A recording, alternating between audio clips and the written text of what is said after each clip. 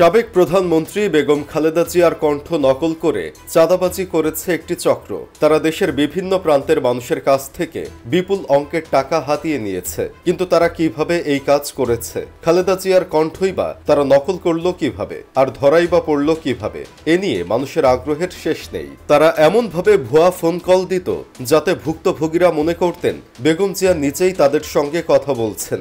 বিএনপির প্রতি যাদের গভীর আস্থা এবং ভালোবাসা ছিল তারাই মূলত এই প্রতারণার শিকার হয়েছেন। তারা বিশ্বাস করতেন দলের নেত্রী হয়তো কোনো জরুরি প্রয়োজনে তাদের কাছে অর্থ সহায়তা চেয়েছেন। এ কারণে কোনো রকম সন্দেহ না করেই তারা মোটা অঙ্কের টাকা তুলে দিতেন প্রতারকদের হাতে। এই সরলতার সুযোগ নিয়ে চক্রটি রাতারাতি শূন্য থেকে কোটিপতি বনে গিয়েছিল। এই চক্রটি প্রথমে টার্গেট করত এমন ব্যক্তিদের যারা বিএনপির রাজনীতির সঙ্গে সরাসরি যুক্ত বা দলের প্রতি সহানুভূতিশীল। এরপর বিভিন্ন কৌশল অবলম্বন করে তাদের ফোন নম্বর সংগ্রহ করা হতো।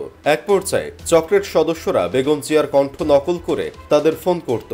ফোন কলে এমনভাবে আবেগ ও বিশ্বাস স্থাপন করা হতো যাতে ভুক্তভোগী কোনোভাবেই সন্দেহ না করতে পারে। এই কৌশলের সফল প্রয়োগের মাধ্যমে চক্রটি বিপুল পরিমাণ অর্থ আত্মসাৎ করে। তাদের এই প্রতারণার ফাঁদে পড়ে অনেকেই সর্বশান্ত হয়েছেন। প্রতারকরা ভেবেছিল তাদের এই জালিয়াতি কেউ কখনো ধরতে পারবে না, কিন্তু তাদের দুর্ভাগ্য, সিআইডির কঠোর নজরদারির কারণে তাদের এই ঘৃণ্য অপরাধের মুখোশ উন্মোচিত হয়েছে। তাদের আর্থিক লেনদেনের ওপর নজরদারি শুরু হলে ধীরে ধীরে বেরিয়ে আসে তাদের আসল চেহারা। এই ভয়ঙ্কর প্রতারণা চক্রের মূল হোতা হল মোতাল্লেস হোসেন। সিআইডির অনুসন্ধানে তার প্রতারণার বিষয়টি সামনে আসে। তদন্তে দেখা যায় মোতাল্লেস হোসেন এবং তার সঙ্গে জড়িত ব্যক্তি ও প্রতিষ্ঠানের নামে 13টি ব্যাংক হিসাবে বিপুল পরিমাণ সন্দেহজনক লেনদেন হয়েছে। এই হিসাবগুলোতে মোট 5,03,33,782 টাকা জমা ছিল, যা আদালতের নির্দেশে সাময়িকভাবে জব্দ করা হয়েছে। সিআইডি আরও জানায় এই প্রতারণার মাধ্যমে প্রায় 26,84,00,000 টাকার সন্দেহজনক লেনদেনের তথ্য মিলেছে মোতাল্লেস হোসেন এবং তার সংশ্লিষ্ট প্রতিষ্ঠানের ব্যাংক হিসাবে। এই বিপুল অঙ্কের অর্থ পাচার এবং অবৈধভাবে সম্পদ অর্জনের বিষয়টিও সিআইডির তদন্তে উঠে এসেছে।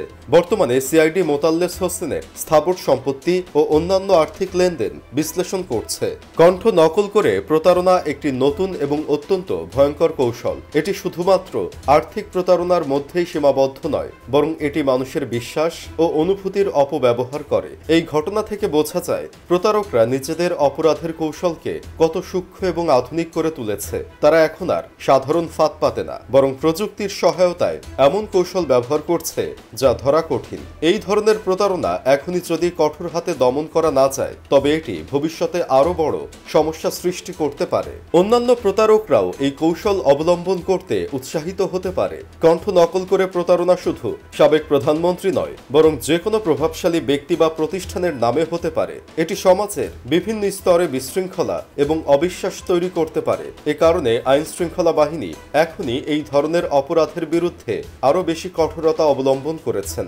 এর পাশাপাশি সাধারণ মানুষকেও এই ব্যাপারে সচেতন থাকতে হবে। কোনো ফোন কল বা বার্তা পেলে তার সত্যতা যাচাই করার জন্য সতর্ক থাকতে হবে, বিশেষ করে যখন কোনো অপরিচিত ব্যক্তি বা প্রতিষ্ঠান জরুরি প্রয়োজনে টাকা দাবি করে, তখন সতর্ক হওয়া আরও বেশি গুরুত্বপূর্ণ।